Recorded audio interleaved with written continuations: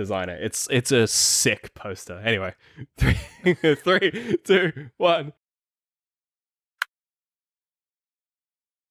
Hey guys, welcome back to the Arthritis Podcast, official podcast of digital and creative media works, where each week we take something from pop culture and try to break it down to better understand it. My name is David. My name is Ben. My name is Ben. I don't know if you could hear that. That was a weird. I don't know what that was about. Why it was were you a Pepsi ad. Like, not sponsored. That was an unpleasant burp though. When you were talking, it really was. Unpleasant. I kind of lost the wind in the middle of that. I lost my breath a bit. Do you want to try again? Or? No, I'm good. I think that's fine. It speaks to like the level of professionalism that we've hit over 2.5 years. So this week, I figured last day of fantasy month. Apparently, fucking cutting it close. I don't know if this may be the 5th episode of fantasy. It is month. the 5th. I'm looking at the calendar. I've started writing them on the calendar. Oh, thank God. Make it easier. For myself. So welcome to the 5th. Welcome to the 5th and this final. This is probably going to get fantasy. weird. There may be a month that only has 3. Yeah, coming up somewhere that's how of calendars work. reasons. Yeah, that's calendars. But it's still March here currently, and probably actually where most of our well, this will listenership go is. up tomorrow, so it's going to be March everywhere. Unless no one's. No, where the only place further than tip of us the spear, is right? New Zealand. Yeah, we're tip of the fucking spear. I mean, we're just beneath the tip. I think the tip is like north. Or like the top of the shaft, or not like the tip. We're the cutting part. Oh, okay. Where the blade. we do the most damage. Where the blade, yeah. Yeah. Where the serrated edge. Yeah. Which is nice. That's where I've always wanted to be. But I figured this week, because, the whole of fantasy month, we've talked a lot about, like, what makes fantasy worlds work. We've talked a lot about fantasy adjacent things. Yeah, because I think that speaks to, like, the way that you have to do a lot of the elements that make fantasy work. Like, the easiest way to do that is extract it to other genres and other places. But I figured to end it, we would talk about because we talked about The Witcher 3, which is obviously really hard fantasy. But I wanted to talk about something which is, in my opinion, one of the softest fantasies around, but also, like, one of the most complicated and hardcore fantasies that's ever existed. Oh boy. And that is the fantasy of Dark Souls. Yeah. That's a deep cut, dog. Cut. I mean, Jesus it's not that Christ. deep cut. Hundreds of people watch that fucking thing. There's also quite a few hundred episodes. Yeah, there's a lot. If you didn't know, Ben and I played through the entire of Dark Souls 3 on the Colby House channel and on the DLC. We also have an episode. That was good. That was wild. It was one of my favorite things we've ever done. It was fucking great. It was good, yeah. But the other thing that I was going to say was, if you... Shit, what was it? Come on, dude. We've done another episode on Dark Souls Yes, before? we've already done another... Yeah. We did... Fucking... Come on, mate. Make your mouth work. We did an episode on... We did an episode on the level design and the environments of Dark Souls and how that contributes to the atmosphere and the way the gameplay mechanics function. But I wanted to talk in this episode a bit more about the way that they use not specifically the levels or the world building, but the mechanics and like the way that the world is constructed and what you could kind of take away from that for other fantasy type worlds. Because I'm in like the late stages of editing my book, and it's nearly killed me. I've nearly died with just the amount of work it is to get this thing finished. But one of the things that we keep talking about is the execution of an idea in a world contributes to the world building. So a good example is in a TV show, people call each other on the phone all the time because it's a good mechanic to have conversations. In real life, a lot of people just text. Yeah. Shows like Sherlock do like the text overlay in the real world, but most shows will just do like a phone call, or they'll show you a text screen. House of Cards started the text thing. Oh, I didn't know that. Yeah. I'm pretty sure. House of Cards does do the sort of like they do texts well. Mm-hmm. The show does a lot of things well, except not casting horrible human beings. But we'll get to that. That's always a mistake that happens after the fact. But no, the point I was trying to make there is the mechanic in a world like a TV show where someone gets on the phone to talk to someone rather than texting tells you a lot about that world. Right. And even if it's unintentional, everything that a character does that interacts with the world or with someone else, it explains to you how the world functions. This is why when you watch a really good piece of TV or you play a really good game, it doesn't explain stuff to you. It just has you do things and you learn about the world through it. Like, no one sits you down and goes, listen, Geralt's a witcher, and witches kill monsters, and this is a monster, and you're gonna kill it with a silver sword. It's like, no. And sometimes you gotta work for money. Because you're not just a magic boy. You're also a work boy. You're a work boy. You You're a dollar gotta boy. work for that dough, and you gotta but also there's a mysterious mystery going on. Spooky. And let's find out next time on the episode, month's episode of Doctor Who. You've done it. You've tied that all together very nicely. Yeah. No, I guess the point that I was trying to make there is just, as we go into this episode, thinking a bit about the way that the game makes you play and interact with the world tells you a lot about what's going on and how that world is functioning. Yeah. The Dark Souls in particular, because it's a very unique fantasy game in that it's a fantasy game in a world that's already over. Like, we've talked about this before, but all of the Dark Souls games are set in a kingdom that has already fucking gone to shit. Yeah. Versus Bloodborne, which is set in one that's going into shit, and then you go through the getting bad phase. So they're very different settings. Most games would climax just before where Dark Souls starts. Yeah, you would cause the fall of the kingdom. Dark Souls 1 literally starts with you in a jail cell, and you've just been, like, chucked a key. Like, you're just a dude in a jail, just kind of left there to rot. It's like, you're a throwaway side character. You're the other guy in Oblivion. At the end, yeah. You know the start of Oblivion? Yeah, you're the other guy. You're in the other guy jail in the cell. You're the guy in the cell adjacent. Yeah, who has nothing to do with the story, but has to be there. Yeah. And then the whole game's about you. Which, you know... What, in Oblivion? No, in Dark Souls. Dark Souls. Well, there's sort of one element in all the Dark Souls games that is interesting, and it comes through in pretty much the entire, like, the mechanics and the writing and everything, is that even though everything is about you as the player, or you as the player character, pretty much nothing that you do actually matters. All of your actions, even though you're currently doing them, it heavily, and the story kind of revolves around this.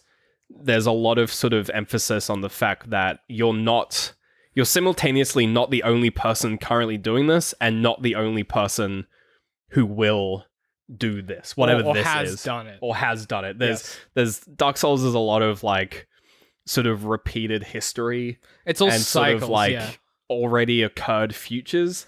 Like, it's a weird kind of mishmash of, you know, like, oh, you know, in the first game, when you get to the filing shrine, what's the crazy guy's name?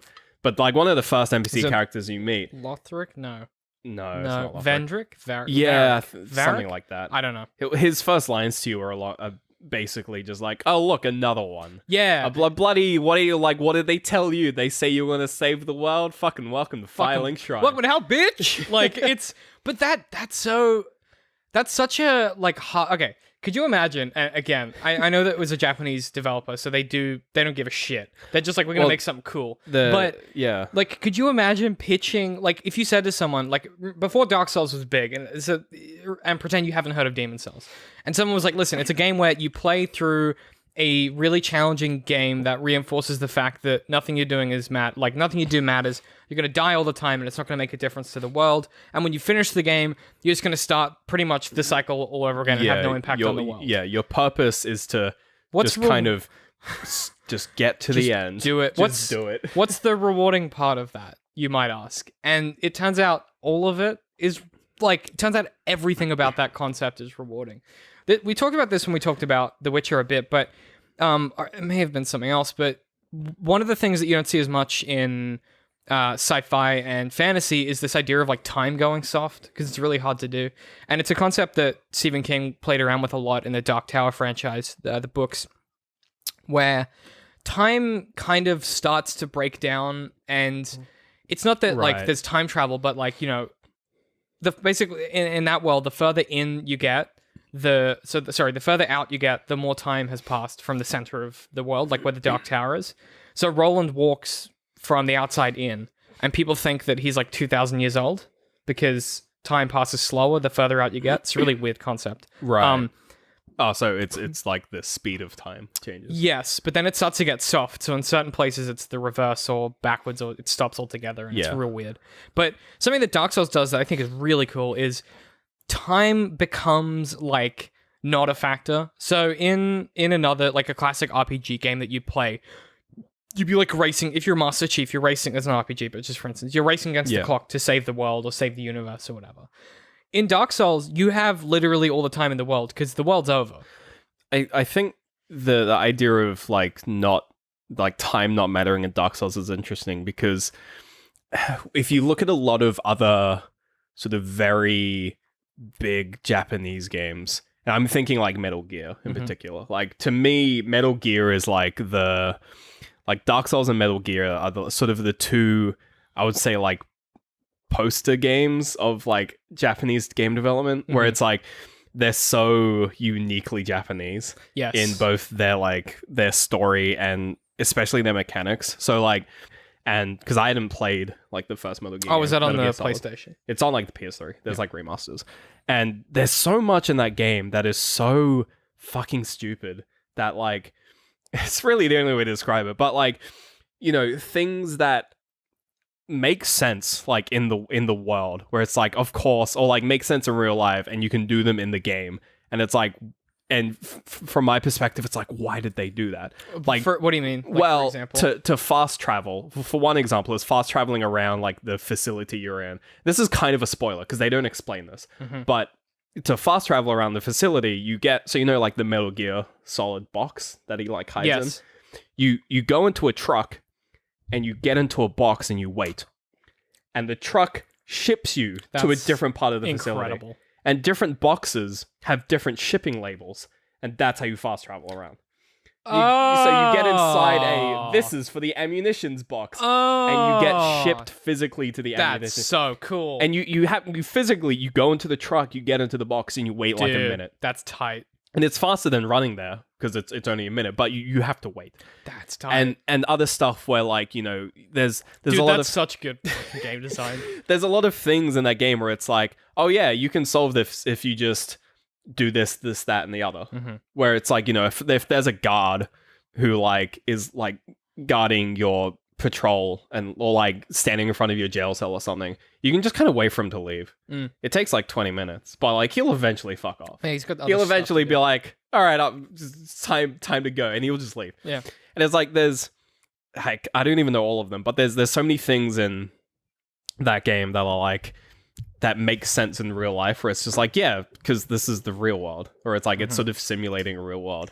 Right. Whereas with Dark Souls, and again, they're different games, they're different developers, but like to me, I sort of see them as like quintessential Japanese games. And then you've got like all the JRPGs, but yeah, fucking, we'll deal with those. They're their own kind of genre. That's they've got their own genre. Like what you're trying to say though is that Metal Gear and Dark Souls are their own genre. They're like, as games, like they're very Western Japanese games, I feel. But I think as a result, like they feel like their own things. Yeah. So because I was trying to explain to someone who doesn't play many video games what the appeal of Dark Souls is, because he was like, "Oh, well, I know that they're hard, but like I don't get why people play them if they're really hard." And I was like, "Well, you play them because like they're hard because the world building tells you why they're hard and why it's like this struggle against this kind of heartless world that doesn't give a shit about you. But at the same time, you understand throughout the whole process that because the world doesn't care about you, the only motivator you have to play the game is you. So it's this weird thing where when you're playing Dark Souls, the only person forcing you to play it and keep playing it to succeed is you. The game isn't the game doesn't go like, hey, Master Chief, get to the bridge, do this thing. It's like, no, dog, like it's on you. And that self-driven like interactivity is kind of like a lot of games would die for that. Like that's such a unique thing to be able to just cook into the bedrock of your video game. Yeah, so Dark Souls 1 in particular, there's no impetus to move forward. Like once you get out of the sort of tutorial area, which is really probably the most linear part of the game, and you're in like filing shrines, like you can just kind of sit there. Like there's nothing that changes in the world based on just waiting. You could just be an NPC. Like and like that, I think time in particular is a big thing, because like time is like an inherent element of living in our current universe. Yeah. It's like, it's weird, but it's like the idea of moving from one state to another via time. Yeah, it's like inescapable. Like a thing. That's what happens. But like Dark Souls doesn't care. Dark Souls is like, and like a lot of games don't care, but they will pretend like they care. Like you'll be playing a shooter and it'll be like, oh, we got to save the hostages before the terrorists kill them. But it's like you can just stand at the starting area and NPCs will be like, oh, you got to get in there, and then like you'll get like, you know, but the game, you don't have to. Like you won't fail the mission if you don't. One of my pet peeves with video games is when you're playing, and it breaks my immersion every time it happens. So this happens in Red Dead a few times, which is a great game. But you'll be playing through a mission and you'll finish the mission and someone will get kidnapped or like held hostage and you have to go go save them. But like, you can just fuck off. But you can just fuck off and go to Mexico if you want. Yeah. Like, that's not good design. Good design is being like, and like, I get it, it's an open world game, but that was around the time when I started to realize that open world does not mean not linear. And making an open world game that's not linear play like it's linear is bad.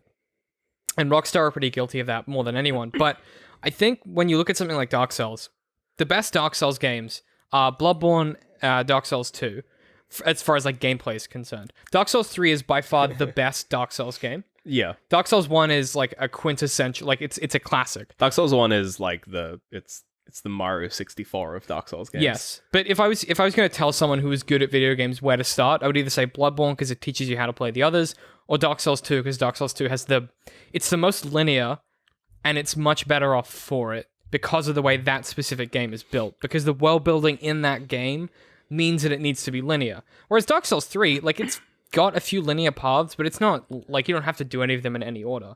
Versus, I don't know, like, I have this big gripe with Dark Souls 1 where the first time you play it, knowing where to go is literally impossible. And I know that's part of the aesthetic and it's part of the world building.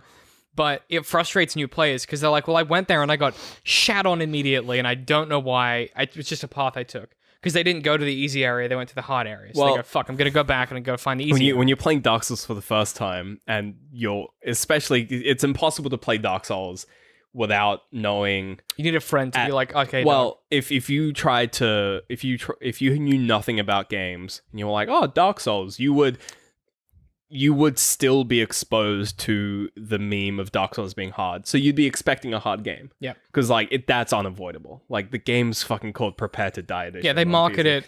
Like it's very heavily like implied to be a hard game. And then once you get past the tutorial area, which is like easy, like it's not that hard. Mm-hmm. It has like some noob traps, but like it's just there to kind of like laugh at you. Really, it's not that difficult. And you get into the main area.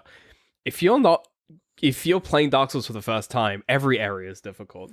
That's a good point. You go to the graveyard, you get shit on. You go up to the fucking sewers, rats you get probably shit kill on. you 25 the rats times. will fuck you up. Yeah. Like every area is difficult. Yeah. So even though a lot of people are like, oh, I got fucked up at the graveyard, and it's like, well, of course you did. That's like a really high level area. It's like every area is Dark high Souls. level area when you're I hadn't thought about when that. you've played Dark Souls for the first time. I guess there's no.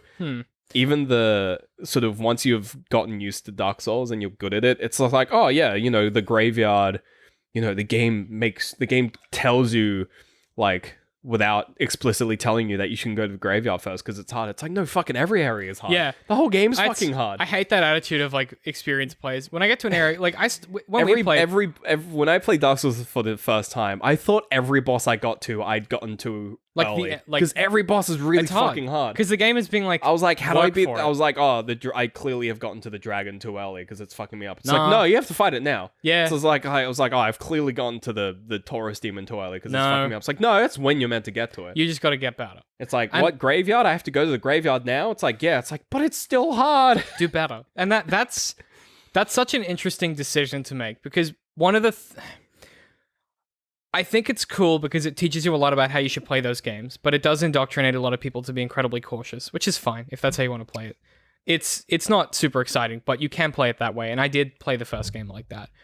One of my favorite things about Dark Souls 2, and the reason that I think it stands out as a really interesting different entry in the franchise, like Dark Souls 3 is a sequel to Dark Souls 1. Yeah. But Dark Souls 2 is like its own creature. Dark Souls 1 was heralded for like, and one of the craziest things and the craziest moments in that video game is when you first open a shortcut and you realize it goes back to a previous area. Oh, and you're just go, what? What? Like you kick down the ladder for the first time. You're like, that took me 5 hours. Now I can climb a ladder. You do that gross nerd thing like, yeah. Like you're so impressed that's like, and because the world map is this like huge interconnected thing. Yeah. If you look at the world map rendering for Dark Souls 2, it's fucking buck wild. It's like it's like a vertical ladder that splays off like a flower into one direction. It's really quite stupid. And the reason I think that's really cool from a world building perspective is you start the game with an old woman being like, you're going to die a lot and you're not going to know why, and you're going to turn up at the kingdom and you're going to be like, why am I here? You're not going to know why you're doing any of this. You're None of it's going to sit down matter. on that throne. You're gonna fucking like it. You're going to be like, why did I come here? And the game immediately tells you it's like, this game is about not understanding. And one of the biggest criticisms a lot of people had of that game was when like certain areas connect to other areas that just can't. And it's like the game literally opens being like, dog, none of this makes sense. It like the Even opening Dark Souls cinematic. Dark Souls 3 has some impossible areas where it's like underground, go up slightly, suddenly you're at the top of a mountain. Not like, as there's plenty. There's a lot, but not as much as Dark Souls. At one point in Dark Souls 2 is like the worst. I love it. It's the best. There's a moment Dark when Souls 1 has a few impossible areas. but they cheat and pretend they're connected. Dark Souls 2 gives up that fantasy and goes this is a world that is falling apart spatially and time-wise. There's one point where you go up in a lift. So I've tried to explain this. It's hard to explain. You're on the ground. No, you go up. Well, actually, there was one point. I haven't played a lot of Dark Souls 2. Dark Souls 2, you should play it. It's 3. one of the best games. Don't play the Scholar of the Sin. It's the hard version. Play the original.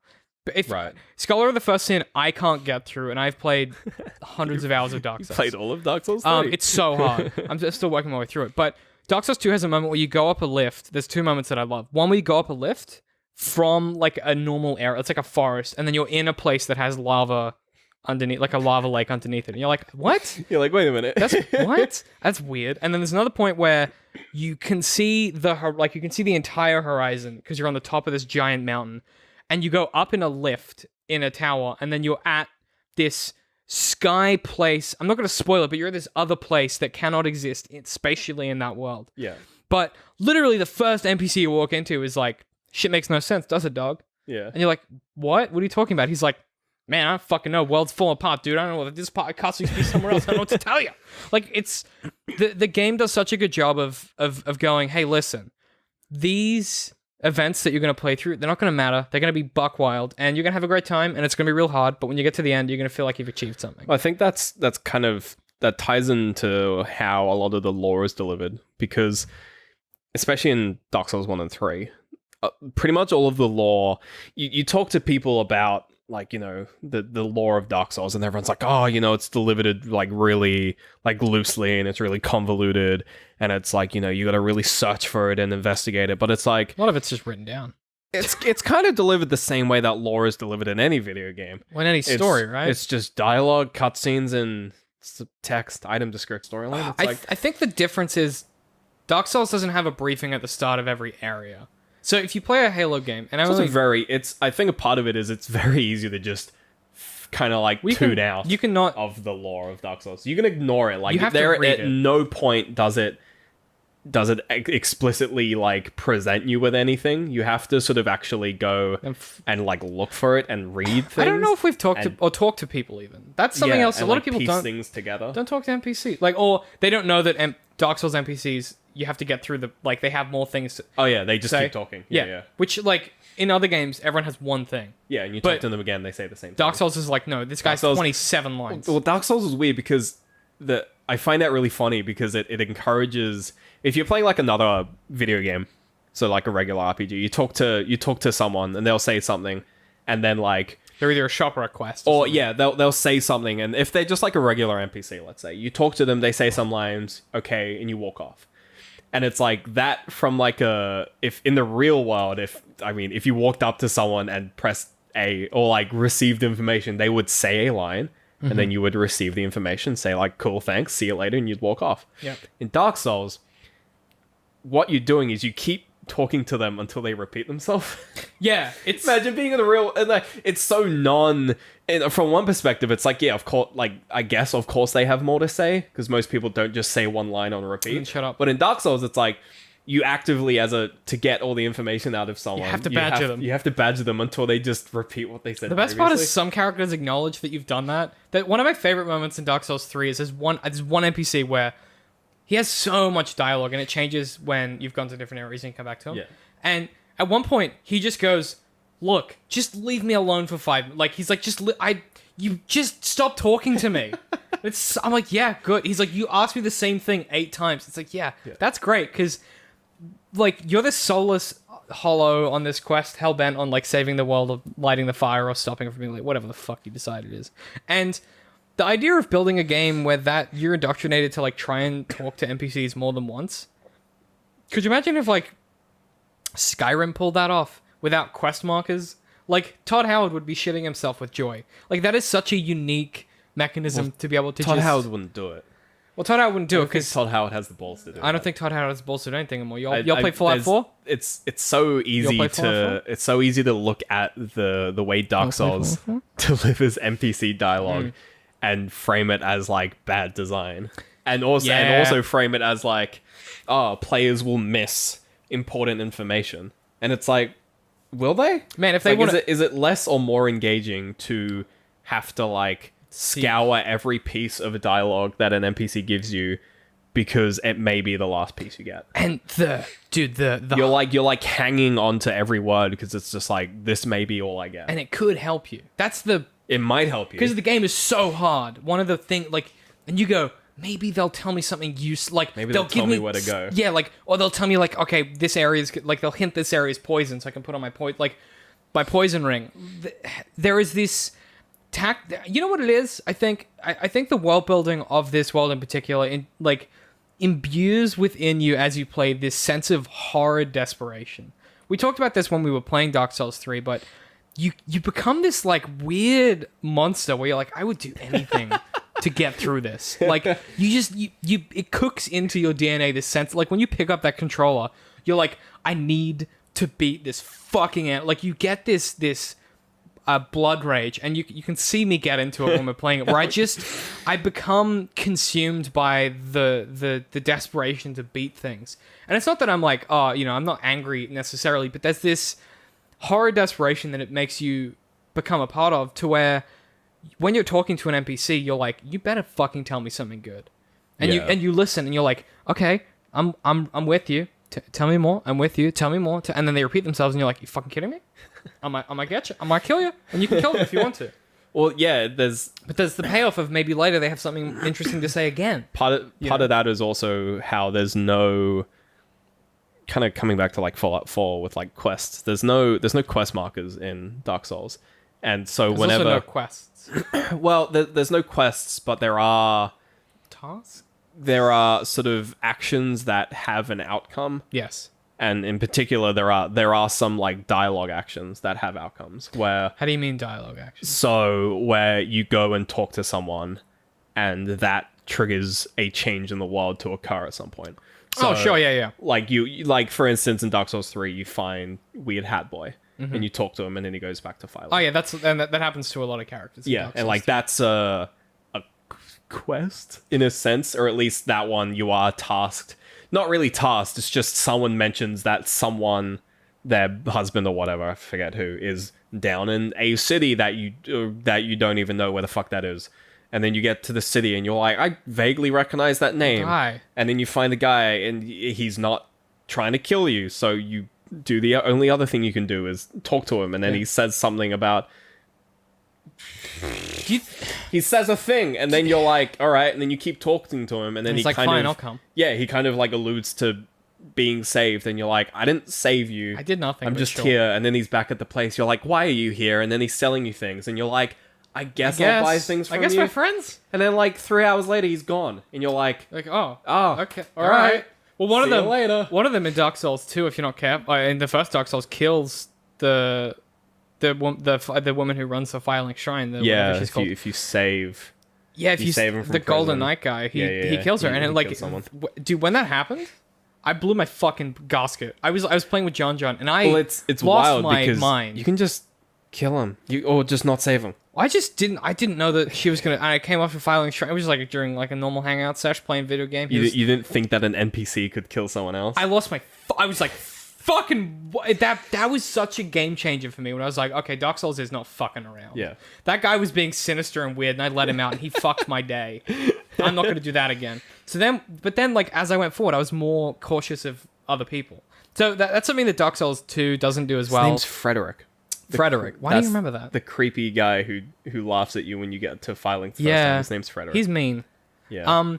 He's fine. He's hard to kill though. He is hard to kill, but he doesn't do shit. He just sits there and laughs at you the entire game. He gives you a ring, I think, at one point. I think, yeah. Yeah.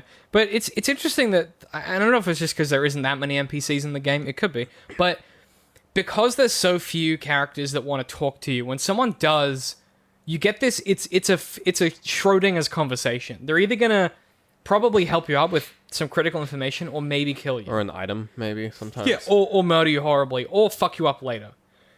Or they'll just say some weird shit and laugh at you. Yeah, which is like they all laugh creepy. It's like it's that doesn't affect your character. It affects you. Dude, it hits you. It reduces your HP. I played Dark Souls 2, like, it's on the YouTube channel, DCM I Hate Pie. I think it's still up there. My whole playthrough of that game. And there are points in that game where I'm playing that shit at like 2 a.m. and a character's being real fucking creepy, and I'm like, I'm gonna get him. Like, I get a bit wild. I'm like, I'm gonna kill him. Like, they're creeping me out. And you don't get that in other, like, you can have like a sinister villain character in other games. Like, you can have like a bad guy. You can have a Kevin Spacey in a Call of Duty game. This is no Far Cry 4. There's no bad guy. Everyone is as desperate as you to just keep hanging on. And the fact that the world is over makes that doubly so. Like, most fantasy worlds, so like The Witcher, for instance, in that game, most people are like trying to make a living, trying to take care of their family, or they're trying to fuck. Those are like your main options, right? And it's a lot of fucking in that game. But those are like your main keyed in options as far as a person in that world. The interesting thing about Dark Souls is because the world is over, literally anyone could have any motivation. You don't know what anyone wants or what they're planning on doing. So instead of other games where the world building is like, this guy's probably evil and this guy's probably good, in Dark Souls it's like, this guy may not be good or evil, but he might just want to like kill you later for no reason, or eat people with weird shoes on, or you know what I mean? I think the worst NPCs in Dark Souls are the ones who are just really nice and cozy. Because it's like, fuck, why are you so good? I get real fucking sus on that. Like the ones that stick out to me and they're completely throwaway, but in Dark Souls 3, there's like a pair of, like, I remember them as like paladin knights, but I think they're just knights, and they're sitting at a bonfire. Yeah, like, I know the ones. I think the it's before the swamp. Yeah, the swamp area. Like they're sitting at a bonfire, and you're like, what are you doing? And you talk to them, and they're just like, oh, hi. And you're like, fuck, come on. Like, who are you? Don't do this to me. And they sort of they exchange pleasantries. They're really friendly. They're just really friendly, and then you just never see them again. They've never they Dude, don't I'm appear sus in on the those. game. I'm sus. And it's like don't do that to me. Like, at least Solaire comes back. At least like Onion Knight kind of does things, and he's kind of funny. Well, he's great in the third one. But it's like these people just they pop up and then they're just people gone on their own business. And you're like, it's like, there's something really it's like NPCs are meant to, like, the game sets you up where it's just like characters are important, everyone has like a story, but then like every now and then it's just like he's just a person who's just kind of like stuck, who's just still, they're one of the few people still alive, I guess. One of the few people. And it's like, or you'll meet someone and you'll be like, oh, you're hollow as well, and you're like, man, shit. There's a great character in Dark Souls 2 who is in this really secluded, hard to get to path, and he's just like sitting on a rock. And you walk up to him and you're like, "What's up, fam?" And he goes, "I'm stuck." And you're like, "Oh, yeah. Well, it was hard. Yeah, like it was hard. Dark Souls 2. Like, it was hard. It was hard to get here. I did a lot of jumping to like. You're like, as a player, you're like, I know it was hard to get here. I can't imagine, like, yeah. And he goes, "Yeah, I'm stuck. Sucks." And you expect him to be like, "Get me this item, and I'll be able to." And he just goes, "All right, catch you later." You're like, "Wait, what?" And you talk to him again. He's like, same thing. He's like, "Still here. Yeah. Haven't moved." Talk to him again. Haven't moved. And you're like, "Wait, what?" And he's just there. If you kill him, you get nothing. He drops. He's just there. Like, he's just a guy that got stuck and is like, fucking sucks, dude. And everyone's like digging to find like the background lore of this guy. It's like there's none of it. He's just a dude. He's had a rough. Although but again, like, Dark Souls is smart enough to be like, later on in the game, you'll pick up his boots from a different enemy. Yeah, well, like, or again, some weird shit. All of the small, like, insignificant things, like Onion Knight in Dark Souls 1 has a fairly minor role, but then by Dark Souls 3, he's like, you're like fighting with him. He's like running around. Helps you kill a giant demon. Like, he's like opening doors for you and stuff. You see him on an elevator. Wee! I love that bit. He doesn't. You first see him in Dark Souls 3, you pull an elevator lever and he just goes down. He's just like, hello. And you're like, is that fucking what? Onion Knight? I remember us being like, because the elevator's supposed to go up, but it goes down instead because it's like a 2-stage elevator. I think the first time you see it, you're on an elevator and you just hear this And he's like, is that fucking onion You knight? hear it on the way up, and then Yeah. you get to the second stage, and you pull it again. And You pull it again, as you go down, he flies past. so and you're funny. like, what the fuck? What? But like, you can't do that in other games where the world is such that characters have a role, right? So like, Yeah, you can't have like, because like what is Solaire? Like, what does he serve? In any other game, he would be like your sidekick, or like your Right. righteous savior, Yeah, and he would like come in at the he'd be a last minute. companion, or he'd be He'd be the Captain Soap the from friend- like the Call of Duty games. yeah, but he's not. He's just he's just this guy, a dude in the world doing his own thing, and Yeah. you can, like, spreading joy and love. I think that to me, from just like when you're building a world, doesn't matter what like the fantasy world is, whether it's like sci-fi fantasy, whatever the thing is, if it's like deep speculative genre where there's crazy shit happening that couldn't happen in our world, one of the most important things to do is recognize that when you're adding elements to your world, even if they don't have like an obvious meaning to the person, like the audience, if you know what you're doing, anything can be super impactful. Yeah. Like, you know, there's a big hawk thing, like a big bird in Dark Souls 2. Doesn't do anything. You see it a few times. Yeah. And then like a third of the way into the game, you're walking up this hill and it drops like a black knight in front of you. Like it just drops one. The hawk just goes, shoo, drops a black Oh, it drops knight. like the boss in front Yeah, of you. and you're like, you're like, what? excuse you? Sorry? And then he tries to kill you and he does kill you. And then he's a boss later. And you're like, the fuck? And then later on, you find that the boss was living next to the bird's nest. You're like, oh, I get it. And then you go to where the bird's nest is and it takes you to a different area. Yeah. That, you can't do that in other games because other games would be like, well, the guy with the seeker who's the boss he's got to have a motivation and a story arc but Dark Souls they've built their own world where they can be like, well, the point of it was to get you to the other area, but we're going to make you wonder why the whole time. Yeah, and what it's all about. I feel like all the characters in Dark Souls they're like Gandalf if Lord of the Rings never happened. Because before Lord of the Rings, Gandalf is just kind of fucking around. Really aloof and weird. Yeah, he's just kind of like moseying around smoking. Yeah. And like that's Solaire. That's everyone. Solaire's just kind of fucking around. They're all just he's banging like around. he's probably an extremely powerful fucking like Some force weird to be reckoned god with. But he's character. just kind of chilling out. Well, because the world's over. What else Yeah. is there to do? And so that he just kind of sits around and watches the sun. 'cause and you're he like, likes it. yeah, and you're like, well, the world's over, so I'm gonna go find the fire or whatever. Yeah. But a lot of other characters like, fucking world's over, dog. I'm gonna hang out and sell spells, and that, like, I don't know. There's something really simplistic about that as a concept for a world. Yeah. You know what I mean? Like, it's not. Like, despite the ridiculous lore and all of these different intertwining character stories, and like pretty much all of the bosses are like the complete opposite to NPCs. Mm-hmm. Like all of the bosses have, or at least the named bosses have like these big like intricate stories and like reasons why they're doing things. But it's like everyone else, including the player character, they're just fucking moseying on, trying to doing get the by. thing. And that's kind of a really I don't know. To me, that's why I really like Dark Souls. It's refreshing to not be told like you're in charge You're of the the destiny master of boy. Yeah, you're not in charge. Even though of you are.